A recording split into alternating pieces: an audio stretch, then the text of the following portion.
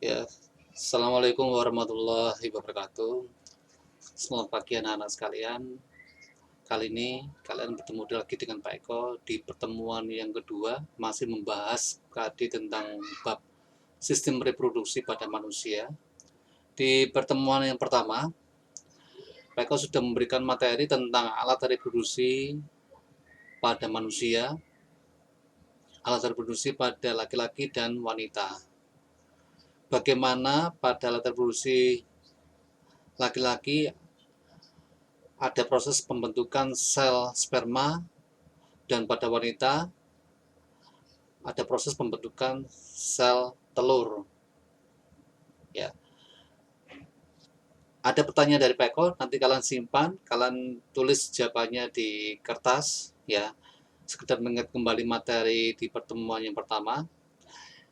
Organ reproduksi laki-laki yang berperan dalam proses pembentukan sel sperma di bagian mana, dan organ reproduksi wanita yang berperan dalam pembentukan sel telur di organ mana.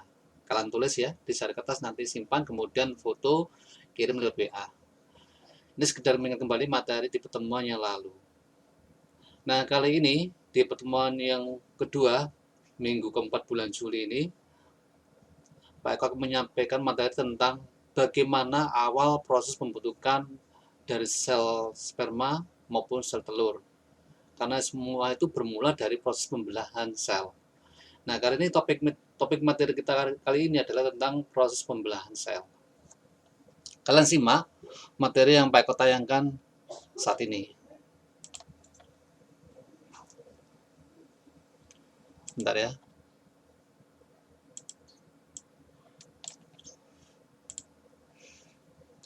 Ya, Pak Eko percepat saja.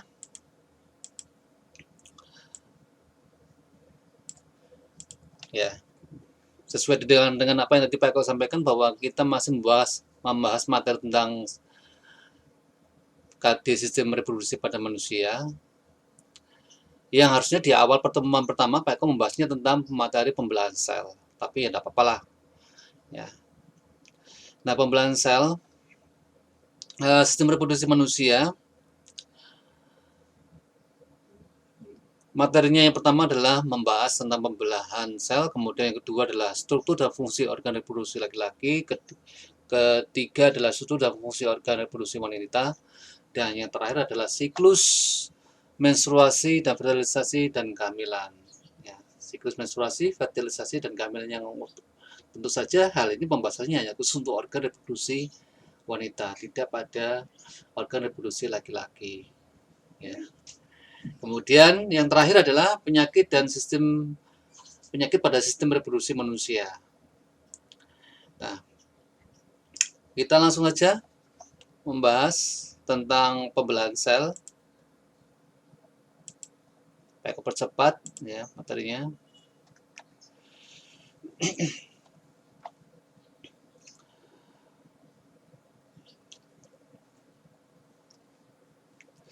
Pembelahan sel. Ya, nah ini sudah masuk ke materi pembelahan sel. Apa pengertian dari pembelahan sel? Adalah proses membagi satu sel induk menjadi dua sel anak atau lebih. Ya, contoh diibaratkan di sini sebuah gambar satu lingkaran yang mewakili pengibaratan satu sel. Ya, kemudian dari satu sel ini akan mengalami pembelahan menjadi dua sel. Ya, dua sel. Kemudian masing-masing sel ini, sel anakan, ya, istilahnya sel anakan akan membelah lagi menjadi dua sel. Ya, seperti gambar ilustrasi yang sedang ditayangkan ini. Nah, kemudian selanjutnya tujuan dari pembelahan sel. Yang pertama adalah proses pertumbuhan. Ya.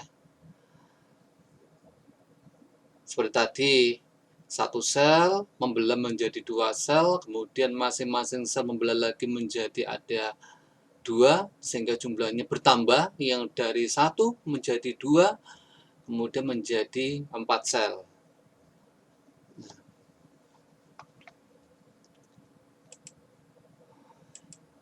Nah, proses pembelahan sel tadi, ya kalau di kita dari awal pertumbuhan masih berupa bayi, kemudian menjadi balita, menjadi anak-anak, menjadi remaja, dan selanjutnya menjadi dewasa, ya, dengan perubahan perilaku yang berbeda-beda. Mungkin di remaja yang masih suka nangis dan sebagainya. Kemudian tujuan yang kedua adalah untuk perbaikan sel tubuh. Ya, perbaikan sel tubuh. Sebagai contohnya ada gambar ilustrasi, ya. Nah, ini kalau jari tangan kalian gores benda tajam, kemudian mengeluarkan darah. Nah, dari sini nanti peran dari sel, ya, lebih tepatnya pada sel darah, akan melakukan proses regenerasi, kemudian proses pembelahan sel untuk memperbaiki sel-sel yang rusak dan memperbaiki jaring-jaringan yang rusak, kemudian melakukan proses perbaikan dan penyembuhan. Nah, lebih tepatnya kalau di materi kelas 7 tentang ciri makhluk hidup itu diistilahkan dengan proses regenerasi, ya, regenerasi atau perbaikan jaringan tubuh. Kemudian ke tujuan yang ketiga adalah reproduksi itu sendiri. Reproduksi tujuan adalah ya proses perkembangbiakan, ya, pertemuan dua sel gamet yang berbeda.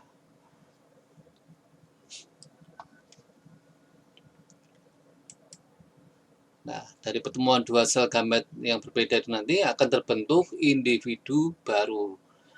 Nah, yang nanti akan ada tujuan dari reproduksi itu sendiri, ya. Mungkin di materi kalian sudah memahami di materi kelas 7 tentang ciri reproduksi. Tujuannya adalah untuk memperbanyak keturunan dan pewarisan sifat. Kita lanjut lagi. Nah, kemudian jenis pembelahan sel itu sendiri. Ya. Jenis pembelahan sel itu sendiri terbagi menjadi ada dua, pembelahan sel secara mitosis dan pembelahan sel secara meiosis. Nah, apa perbedaan dari kedua pembelahan ini? Ini dalam materi yang sering keluar di ulangan semester, ya.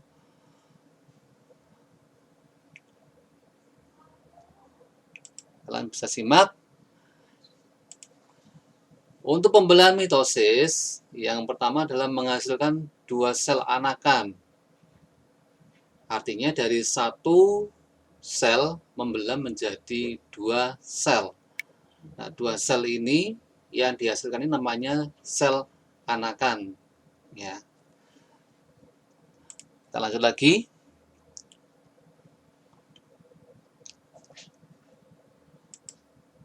Sedangkan pada pembelahan meiosis, satu sel anakan menghasilkan 4 sel anakan. Ilustrasinya seperti gambar di awal tadi, ya. Yang satu sel membelah menjadi dua, kemudian masing-masing dua sel anakan tadi membelah lagi menjadi dua, sehingga jumlah sel anakannya ada 4. Nah, itu perbedaannya antara pembelahan mitosis dengan meiosis. Yang pertama adalah kalau pembelahan mitosis menghasilkan dua sel anakan, pembelahan meiosis menghasilkan 4 sel anakan. Kita lanjut lagi materinya.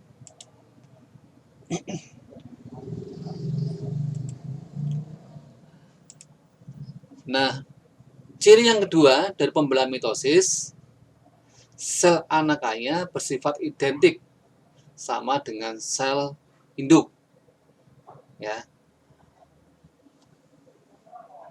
Nah, kemudian kita lanjut lagi, bagaimana dengan pembelahan yang meiosis?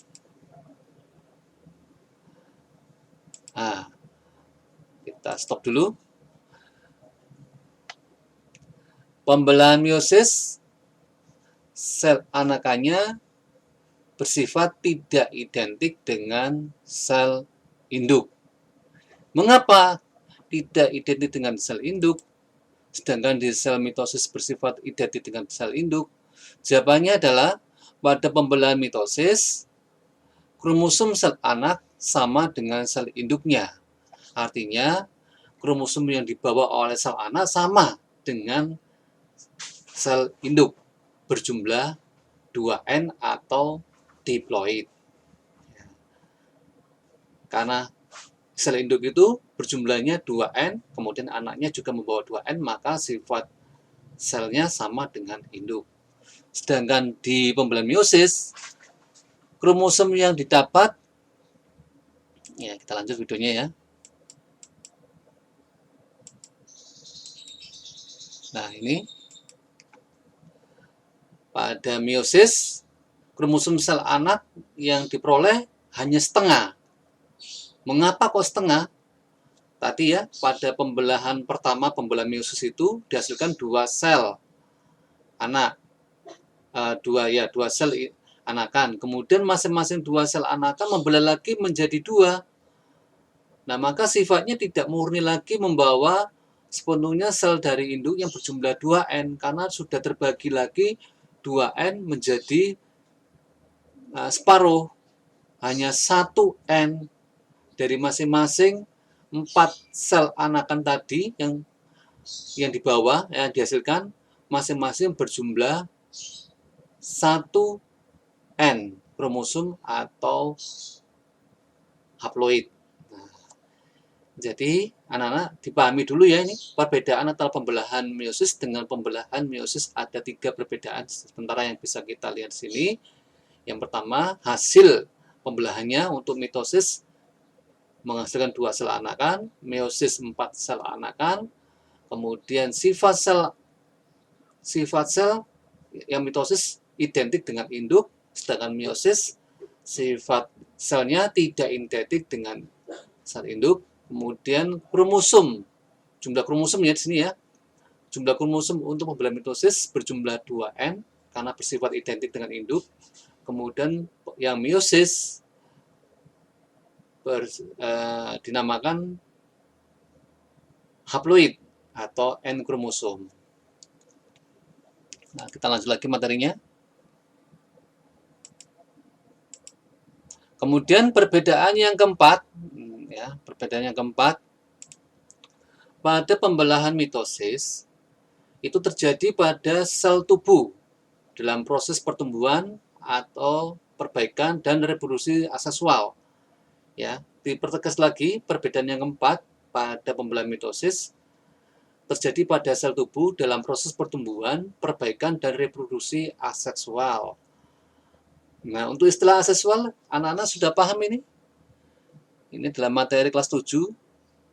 Ya, materi kelas 7 tentang ciri perkembangbiakan yang terbagi menjadi 2, perkembangbiakan vegetatif dan perkembangbiakan generatif. Atau di istilah lain kan, untuk perkembangbiakan generatif itu secara seksual, kemudian perkembangbiakan secara vegetatif diistilahkan lainnya adalah aseksual. Jadi ini sama juga artinya adalah perkembangbiakan secara vegetatif untuk yang reproduksi aseksual. Nanti suatu saat akan Pak tayangkan video ilustrasi mengapa pembelahan mitosis ini terjadi pada sel tubuh. Ya. Nah, bagaimana dengan pembelahan meiosis? Kita lanjut lagi. Ya. Nah, pada pembelahan meiosis terjadi pada sel kelamin dalam proses reproduksi seksual. Nah, ini jelas sekali perbedaannya ya. Nah, kalau kalian memahami satu pembelahan saja, di antara pembelahan mitosis dan meiosis, insya Allah kalian bisa memahami pembelahan yang lain.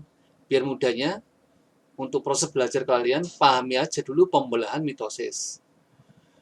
Nanti pembelahan meiosisnya itu adalah kebalikan dari pembelahan secara mitosis. Ya, untuk ciri-cirinya. Ini untuk memudahkan kalian proses belajar. Jadi, anak-anak dicatat ya, 4 perbedaan penting dalam pembelahan mitosis dan meiosis ini. Nah, kita lanjut lagi materinya.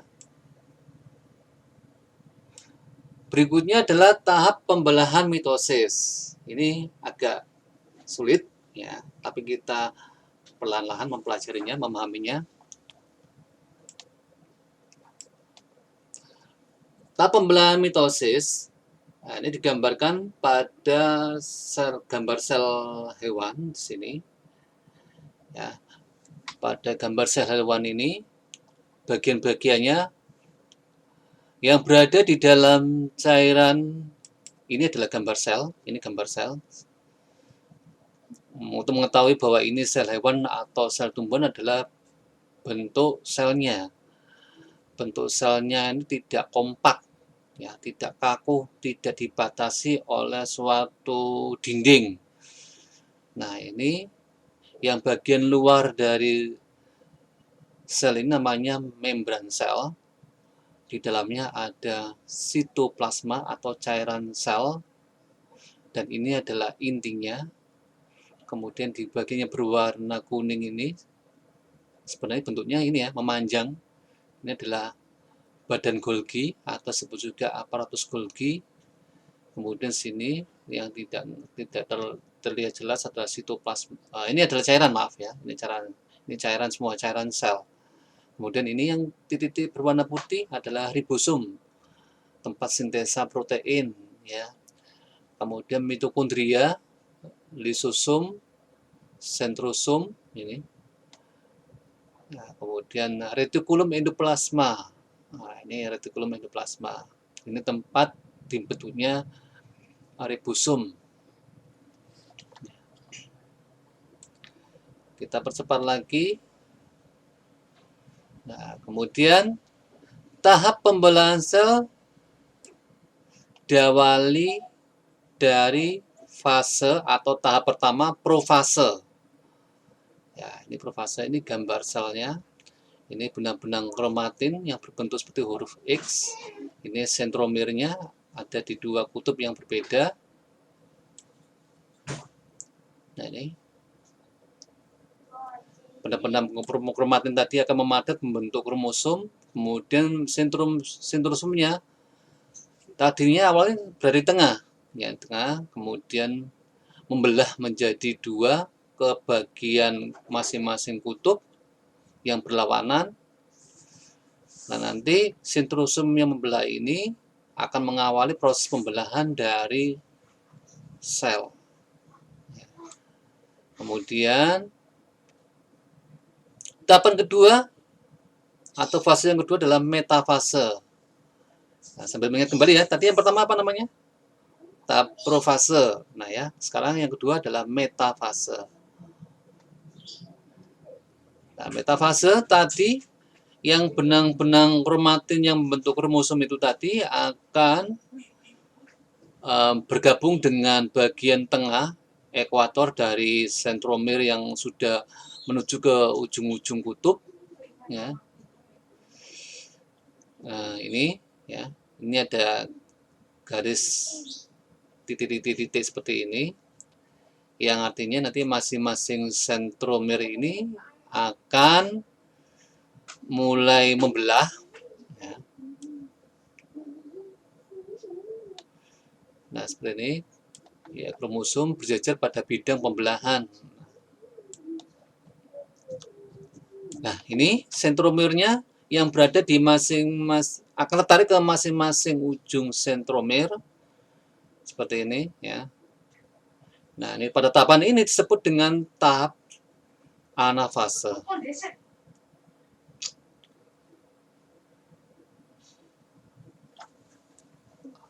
Ya.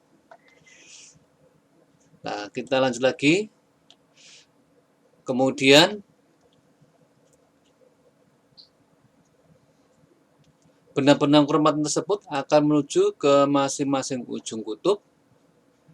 Nah, kemudian masing-masing benang kromatin yang sudah hampir membentuk suatu bagian sel mulai bergabung lagi membentuk dengan benang kromatin yang lain.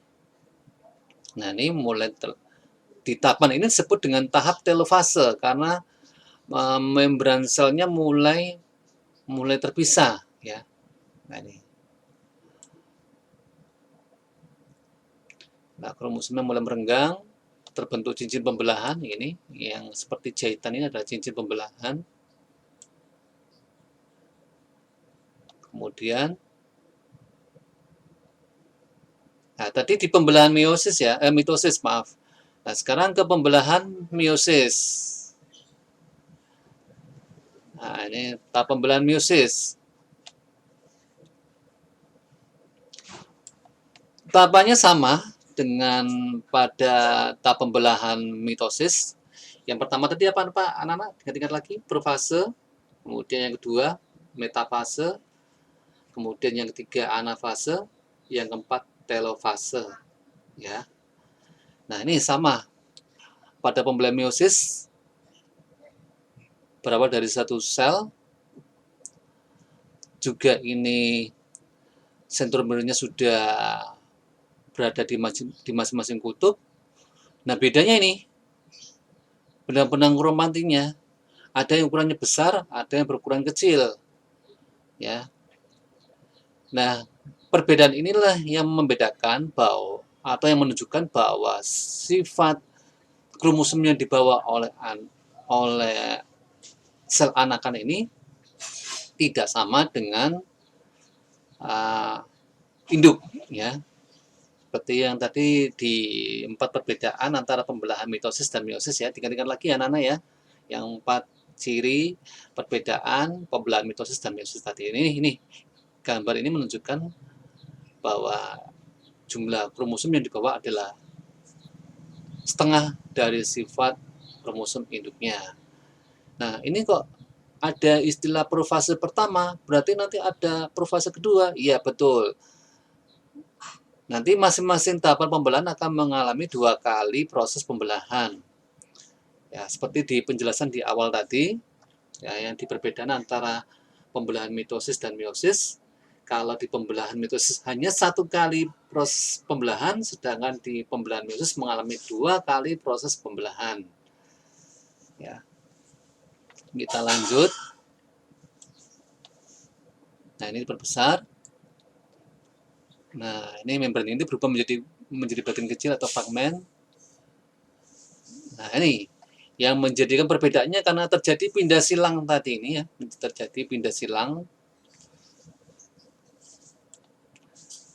Kemudian, nah tadi sentrosomnya.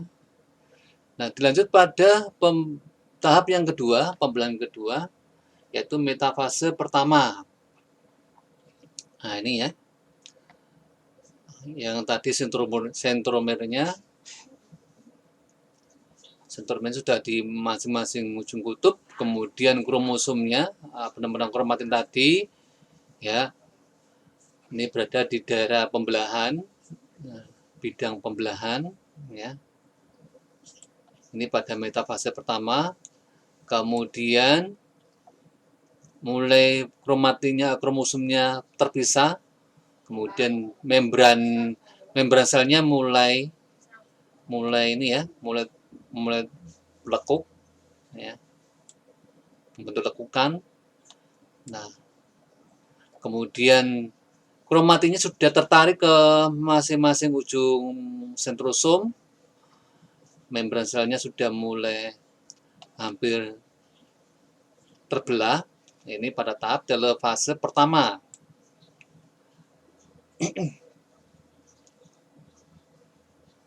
Ya. Nah, ini sudah terbagi menjadi 2.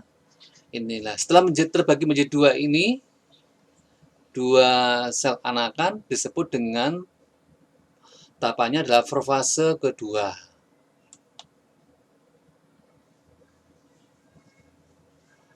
Nah, pada profase kedua ini masing-masing anak kan membawa satu N kromosom atau separuh dari sifat induknya. Ya. Nah, kemudian tumbuh lagi sama seperti di awal tadi. Setelah profase kedua ada metafase kedua. Ya. Kemudian anafase kedua. Tahapannya, proses pembelahannya sama dengan anafase pertama. Ya, sampai akhirnya menjadi ada 4 ya. Nah ini rangkaiannya ini yang disebut dengan 2 kali pembelahan ini. Ada meiosis pertama, ada meiosis kedua. Kemudian dihasilkan 4 sel anakan. Ya. Nah ini. Baik anak-anak, itu penjelasan hari ini dari Pak Eko tentang proses pembelahan sel. Ya.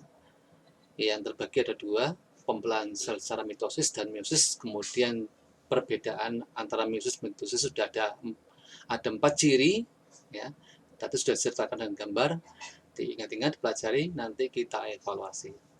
Ya, cukup sampai di sini anak. Terima kasih atas waktunya. Assalamualaikum warahmatullahi wabarakatuh.